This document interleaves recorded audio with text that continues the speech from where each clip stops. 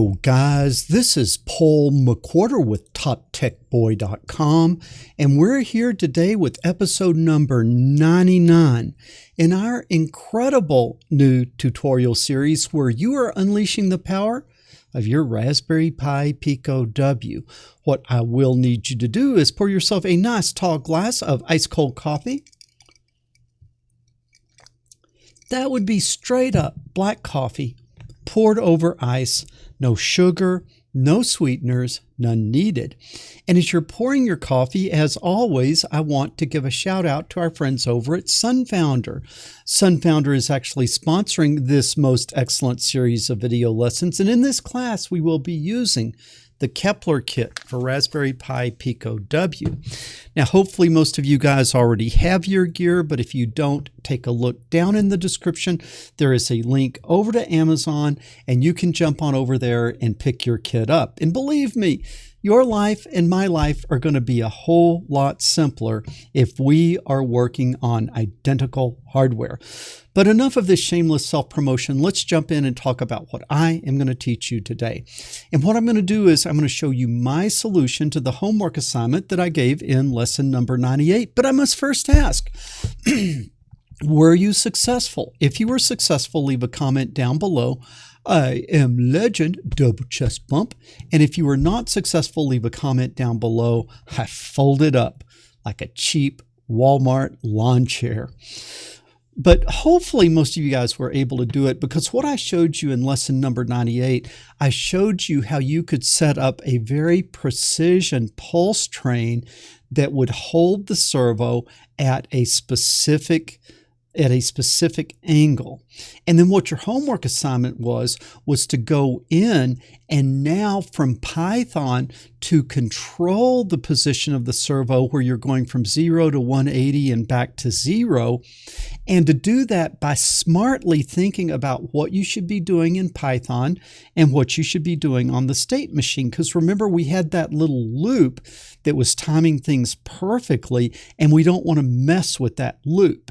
Okay, so we want to be real careful about not messing with that loop. So a little bit of stuff's got to be done in Python, but everything associated with the timing needs to be done in the state machine. Now, I'm going to be looking forward to your guys' solution and see if you had a solution like mine. But I think really my solution is a really good one. And if you didn't do this, think a little bit about what I'm showing and think a little bit about why I did it this way. Okay, now in, what was it, lesson, either last week's lesson, let me get out of your way. Let's see here, let me get my windows managed. I had to show this. We've got some boaters out there. I know some of you love to see the boats, so we got a couple of fishermen. And then back up there behind the island, there is a fishing boat that's passing by there. So for you lovers of the fishermen, take it in. Okay, but you want to see my front yard? I'll show you my front yard. This is my front yard. You can see that I've kind of converted my grass. I've converted the grass into gardens. And so a lot of this is growing rabbit food for the rabbits. And this is my new maize field that I'm planting here. Got a lot of potatoes out there. So we pretty much grow most of what we eat. But I digress back to the state machine, if you will. Now, what I want to do is, just because you kind of need to have this at the top of your head, I derived this a couple of lessons ago, but what we want is we want a certain angle. But to get that angle, we need to apply a certain pulse width. And I want to write that equation again just really quickly, how we calculate the pulse width based on the desired angle. Now, for these SG90 little servos that are in the Sunfounder kit, what we learned on those, that is not a pleasant color to start with. What we learned on those is that if you wanted a 0-degree angle, you needed a 500 microsecond pulse width. And if you wanted a 180-degree angle, you would need a 2500 microsecond pulse width. Now, other servos, this timing is a little bit different. I think some of them might go from like 1,000 to 2,000 or 1,000 to 1,500. So if you're not using this servo, the timing sequence that they want might be different, and you would have to derive this equation differently. But that's why I'm showing you the math. So if yours is a little different, you can go in and you can calculate it again yourself. So what would we need? That we've got 2 points and the servo behaves linearly between those 2 points, so we need the equation of the line that would be based on these 2 points. Well, what do we need first? The slope, and the slope is y2 minus y1 over x2 minus x1. And what is that going to be? That is going to be, I think that would be 1,500, or that would be 2,500 minus 500 over 180 minus 0. And that slope would be 2,000 over 180. Now I'll just go ahead and leave that as a fraction like that. But now we need the actual equation of the line, and we know that y minus y1 is equal to m onto x minus x1. Okay, and let's just say this is our first point, so we would say y minus 500 is equal to 1,200 over 180 times x minus x1, and x1 is 0, so that would just leave x. Now you could have used this point and you would have gotten the exact same result, but the math would have just been a little bit more complicated. So this, because the x value was 0, it made it a little easier. Now we want to add 500 to both sides of the equation, so y is equal to 1,200 over 180 times x plus 500. Now I want to go ahead and change this into the variables that we will be using in our program. And so y is the dependent variable. Y is what we're trying to calculate, the pulse width. Okay, so we're trying to calculate the pulse width. So excuse me, so y is pulse width, and that's going to be equal to 1,200 divided by 180 times our independent variable, which was angle, okay, plus 500. So how does this work? There is an angle that we want, and from that angle we want, we calculate the pulse width that would give that to us. Okay, so remember this equation, jot it down, because this is going to be really important as we come in and begin to work on our program, as we begin to come in and do our programming. Okay, now I don't want to start all the way from scratch, because what did we do last week? We had a program that within the state machine, it would set the servo at an angle. But what was the problem? If we wanted a different angle, we had to edit the code of the state machine, and we had to calculate the binary and do all that. So what your assignment was to, in Python, call on the state machine and to sweep something from 0 to 180 and from 180 back to 0, and to figure out what should be done on the state machine and what should be done on the state machine and what should be done in Python. So I hope all that makes sense. So what I want to do is I want to start with where we left off last week. So I will need you to go to the most excellent www.toptechboy.com. You'll use this happy little search bar here, and you'll search on something like control servo position using the Raspberry Pi Pico state machine, something like that. You'll come to this page, and then this is the code from last week. So I'm going to click on these happy little dual page icons, and then that copies to the clipboard. And then we're going to come over here, and we're going to see if we can fire up Thonny, and then we're going to put this in. And how did this work? Okay, how did this program work? Well, there were two things that mattered: the pulse width and the period. What we know is the period was always 20 milliseconds. We decided to work in microseconds, so that would be 20,000 microseconds. And what we decided was we would hold the permanent value of that. We would hold the permanent value of that in ISR, and then the value that we're monkeying with would be the Y register. So that period value was held unchanging in ISR. it was held it was held unchanging in ISR, and then the value that we were decrementing down, that would be Y. Now on the pulse width that didn't change, that we kept permanently, we kept that in OSR, and then the value that we might be working and decrementing or comparing, we put that in X. So what? The period is in Y and ISR, and the pulse width is in X and is in OSR. And if this is not making sense to you, what is all of this? Oh yeah, I just pasted. I'm sorry, I was looking at, why is that not blank? I just pasted into it. Okay, I got it. So we've got Y and ISR is the period, and we've got X and OSR is the pulse width. All right. And if this doesn't make sense, go back and watch the last couple of lessons. Okay, so what is this doing? This is setting up the pulse width, right? This is setting up the pulse width, and we end up moving the pulse width into OSR. Then what is this doing? This is setting up the period of 20,000, and then that is ending up in ISR because, right, we're shifting into ISR. So when we do this final shift, the complete 20,000 is in ISR. Then when we come down here at the top of our loop, we're going to move OSR, the pulse width, into X, and we're going to move ISR, the period, into Y.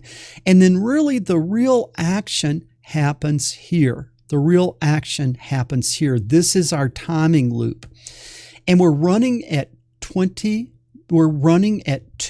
million hertz, which means each operation, each clock cycle is going to be half a microsecond.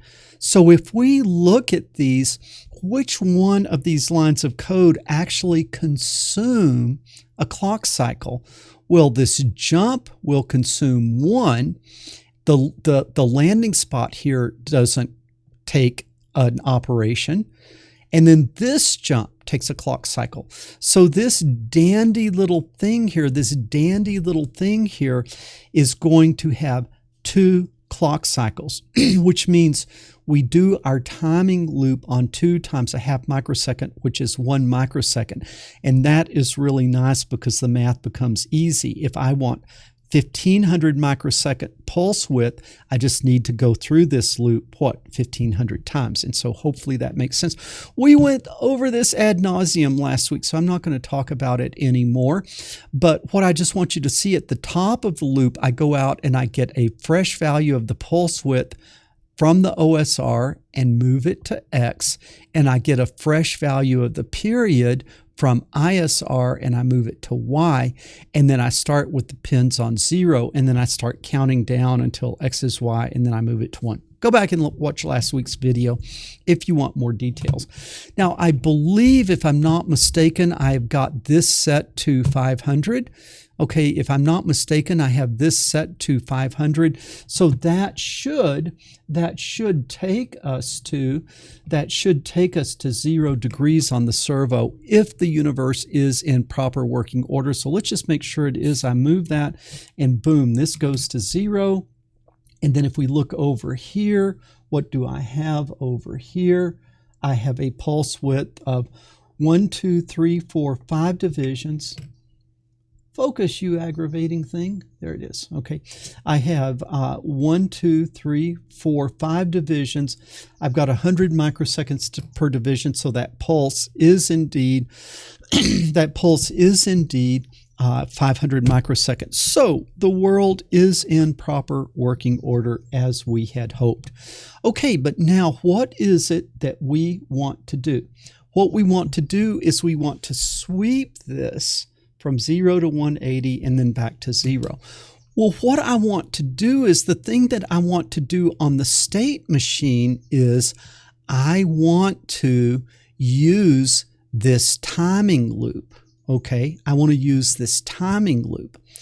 But I don't want to come up here and do this cumbersome method of getting those big numbers into X and Y. This is too cumbersome, so I'm going to take this out. And what I am going to do is, the way I'm going to do this is,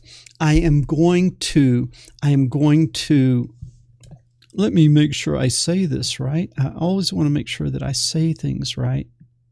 Okay. So what I am going to do is in Python, I am going to put to the TX FIFO that number that I want, the 500, the 1500, the 2500 for the pulse width. And I'm also going to put on that FIFO, I'm going to put the period, which is 20,000. Then from Python, I'm going to execute a state machine code that will do the pull, that will pull it into OSR. And if I do that, then all of this nonsense I had at the top, I don't have to fool with. What do I have to do? In my loop, I just go out to OSR and I pull the latest value of OSR, which is the pulse width, into X, and I go out and I pull the period into ISR, and then I move it to Y and I move OSR to X. So on the Python side, I can put something on FIFO, and on the Python side, I can execute a state machine command to pull it into OSR. Okay, I can pull it into OSR. So I can set these things on the fly in Python. And the neat thing is when I do it that way, I'm not doing the pull inside of this critical timing loop. The pull is done outside in Python, and it's not going to be sitting there waiting and maybe blocking for data to come in. I'm just going to force it from Python, if that makes sense. Okay. So this part of the code got a whole lot easier. But now I need to preload. I need to preload the period. I need to preload the period into ISR. So what would I do? Well, I've made the state machine active. I'm going to do an SM0, and I'm going to work in integers because I can here over on the Python side. I'm going to do an SM0 dot put, and I'm going to put the period, which is 20,000 microseconds. Where does that go? That goes to the FIFO TX. Now I have to force it into OSR, so I'm just going to give the command here. How did we do that? I showed you how to do that last week. I can .exec a single line of state machine code. So SM0 is our state machine .exec is going to force execution of what? I am going to want to pull from the FIFO TX into the OSR. Okay, so now that 20,000 is in the OSR, and that's a lot easier than the way that we had done it last week. Now I need to do is SM0. I need to do one more state machine command .exec. And what do I want to do? I don't want that in OSR. I want to move it to ISR from OSR. Why do I want to do that? Because OSR is going to be where we put the pulse width. Okay, I had to go through there to get over to ISR, but now I don't have to do that again. So now OSR is going to be reserved just for the pulse width, if that makes sense. That looks pretty good, doesn't it? That looks pretty good. Okay, now I'm going to do the Python part of things. So I'm going to say while true. When is true? True. True is always true. We are creating an infinite loop. Now I'm going to go for angle in range. Okay, and what range do I want for angle in range? What range do I want? I want to go from 0 to 180, and I want to go 1 degree at a time. I want to go from 0 to 180, and I want to go 1 degree at a time. Now, what do I have to do? I have to put my semicolon in, okay? But now what do I have to do? I need to calculate my pulse width, and remember that equation we derived? Pulse width is equal to, for this servo, the integer value of 500 plus the angle that we want times 2,000 divided by 180, like that. Okay, now I've got the pulse width. The pulse width is where? It's in Python. Where do I want it? I want it over in the state machine. So I'm going to do an SM0 dot put. What am I going to put? The pulse width. This is going to put the pulse width where?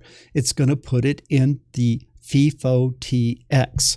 Now where do I want it? I want it in the OSR. So what do I need to do? I need to do an SM0.EXEC. And then what do I want to do? I want to force it to pull into OSR. Now the neat thing is, if I'm in the middle of this timing loop, and if this command to move occurs in the middle, it's only going to use 1 clock cycle, which is a half microsecond, which isn't going to be noticed in a loop that is 20,000 microseconds. So it's sort of like this just sneaks in and it doesn't disrupt anything, and this never ends up having to wait. Okay, now what's the neat thing is it goes into OSR. So it doesn't even disturb the loop that is executing because the loop is executing on X. Now when it gets back up and ready to do a new cycle, it goes and gets an OSR and moves it into X. It gets the new pulse width and move it into X. This might be the same pulse width that was there last time, or it might be a new pulse width resulting from this put of the pulse width and pull into OSR. So the state machine doesn't care. It just runs out and grabs it from OSR, and it might be a new value or it might be an old value. Does this make sense? It's really beautiful if you will stop and think about it a little bit, okay? So that looks good. Now, could it really be that easy? How many terrible mistakes did I make in here? I am frightened to even run this. I'm frightened to run it this time. Okay, let's come over here. And with the oscilloscope, you see we still have that signal, like the state machine still running from that last program. But what we are going to do is we are going to hold our breath. SMO. Oh, how many times do I make that mistake? How many times do I make that mistake? It's not SM0. It's not SMO. It is SM0. Okay. Now, at least in this font, the O and the 0 don't look the same, so it was pretty obvious that that was the mistake. So let's come back over here. The real problem is one of you did not hold your breath. I don't know who it was, but you know who you were. I would ask you this time to hold your breath. Okay, boom, look at that, from 0 to 180, and then we pop back, and I'm going to change this a little bit here, okay? And look at that. So we go up to the 2,500 microseconds and then pop back to 500 microseconds. And let's see if we can even see the period that you see. This is a pulse train that is being delivered, and boom, we got it. So you see, it is pretty straightforward. And I hope most of you guys got it.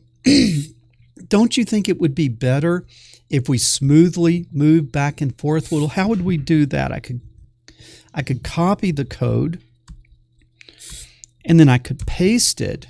Only this time, what do I want to do? I want to go from 180 back to 0 in steps of -1. So this one should sweep smoothly both ways. Okay, it sweeps smoothly both ways. So it's going to 180, and then it smoothly goes back to 0. Isn't that nice? That is really, really, really cool. Now, what I want you to see is it doesn't matter if this runs fast or slow. That sequence, that timing sequence, is controlled here, and this is not disturbed by what's going on here. Why? I am forcing the pull here. Now, if I put the pull up here in the machine code, if it got there and there wasn't data, it would sit and wait for it, and then that would throw our timing off. But doing it this way, we have not thrown our timing off. And like, let me just show you that if I put like a time.sleep of 5 seconds here, I don't want to put that there. I want to put it outside the for loop. I'll put it there, and I need to make sure that I import time. Okay. Now, I want you to watch this. You see, this sequence is working properly, and the pulse width is not disrupted when I'm in that 5-second wait. I'm in the 5-second wait, but it kept sending the right pulse width. And I want you to watch this again. So it comes up, and if you see this, even though the servo stopped, you see this. You're not seeing that, are you? Okay, let's come over here. Okay, so what I want you to see is we're coming up now to the 2500, and when we get to the 2500, it stops. But if you see this little jitter in here, you see it is still executing that perfect timing sequence, even though Python has gone off and just gotten distracted with a long sleep. Even while Python is off doing whatever Python's doing, this is still working. Okay, this is still working. And then there it goes. It's going back to 0. Then it's coming back to 180. Okay, guys. Man, this was a pretty quick lesson, but what I'm trying to, there's your boat. Hey, we got 2 boats out there. We got 2 boats out there. You see one here and one there. Let's see if we got any other boats out there. Now we got another one that's parked up. Man overboard, man overboard. Did you guys see that? Man overboard. We got 2 men overboard. You guys let me know. Can you see that? That one guy's going fast.